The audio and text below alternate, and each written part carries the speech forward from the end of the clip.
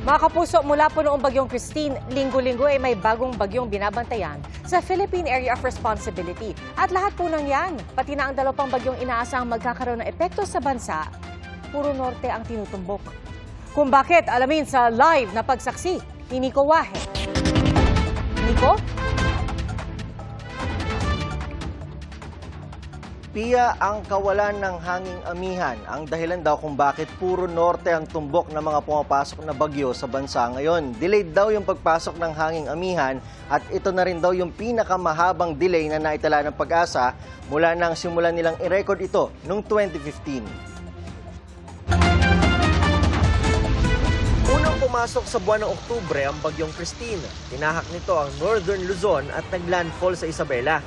Sumunod ang bagyong Leon na pumasok sa Philippine Area of Responsibility ilang araw pagkaalis ng bagyong Christine. Pareho ang dinaanan, Northern Luzon. Unang linggo ng Nobyembre, heto naman ang bagyong si Marce. Noong November 9, nabuo ang bagyong Nika. Saglit pa nito nakasabay kanina sa loob ng PAR ang bagyong Ophel na northern part din ang tinutumbok. Binabantayan pa ng Pag-asa ang bagyo sa labas ng PAR na tatawagin Pepito kapag nasa PAR na. Ang dahilan ng sunod-sunod na mga bagyo, yan po ay embedded sa tinatawag na Intertropical Convergence Zone. So yung ITCZ po kasi ay series siya ng low pressure area na nag-o-oscillate yan north to south ng ating bansa. So sa ngayon, yan po yung nagiging breeding places ng ating mga bagyo. Kaya nakikita natin yung ating mga bagyo ay sunod-sunod. may malaking epekto rin daw sa bansa ang nararanasang La Nina-like condition. Ayon sa Pag-asa, ito ang dahilan kung bakit malalakas ang bagyong dumating sa atin.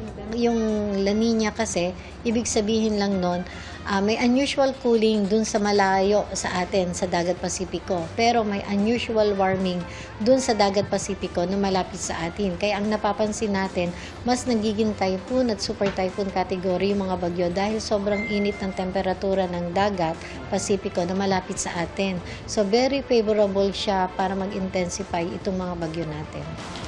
Nangyari na raw ang ganitong kaparehong senaryo noong November 2008 kung kailan umiiral din ang La Nina. 4 na bagyo rin ang pumasok sa bansa sa loob lamang ng isang linggo na sa timog na bahagi ng bansa tumama. Ganon din noong October 2016. Ang kaibahan ngayong taon, wala pa raw kasi ang hanging amihan. Kapag nagkaroon na kasi tayo ng amihan, ito yung magiging factor na magpapabago ng track ng ating bagyo na posibleng mas bababa siya, yung mga track ng ating bagyo, kapag naandyan na or fully established yung amihan. Ito na raw ang pinaka-late na pagdating ng amihan mula nang sinimulang i-record ng Pag-asa noong 2015.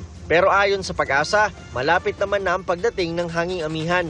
Galing tayo kasi sa yung galing tayo sa El Nino, and then ngayon nagkakaroon tayo ng La Nina, and also may mga tinatawag na mga intra-seasonal variability. So ang tinitingnan natin hindi lang yung day-to-day weather.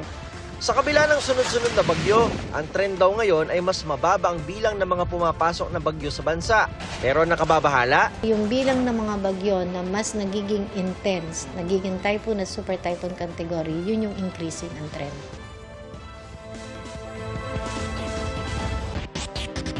Pia, ayon sa Pag-asa, 1 hanggang 2 bagyo pang inaasahang papasok sa bansa ngayong taon pagkatapos nitong bagyong Pepito.